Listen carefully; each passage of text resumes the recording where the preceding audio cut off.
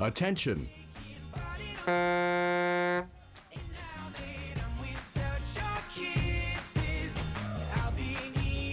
Ja seegi sõit saab kenasti teele lähetatud vanglateenistus Team Newton Tallinn CrossFit ja Keravan Urheilat. Helsingi lähedal asuv Kerava on oma tiimiga esindatud ja võib öelda ka Helsingi äärelinn mõneti Kerava kohta. Aga Team Newton on asunud seda sõitu juhtima, no nemad on uustulnukad alfavõistluses, kui ma siin nüüd ei eksi, aga igatahes on võtnud nõuks kohe esimese distantsi poole peal konkurentidelt eest ära minna.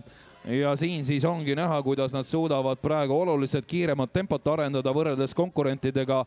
Hoiavad 500 meetri keskmist tempot 1.37-38 peal ja pealtvaatajatele kaasalejatele ka nii palju, et kui nüüd juhul nad jõuaks samasuguse tempoga edasi sõuda ja lõpetada, siis oleks see ka eeldatav lõpuaeg, nii et praegu veel täiesti alla 1 minuti 40 sekundi graafikus Team Newtoni esindus liigub.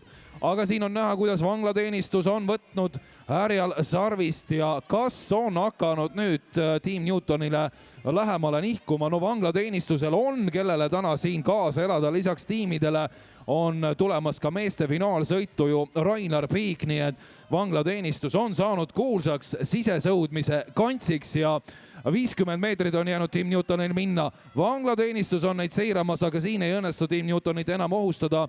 Tallinna CrossFiti esindus 3. positsioonil ja ka kindlalt oma kohas kinni.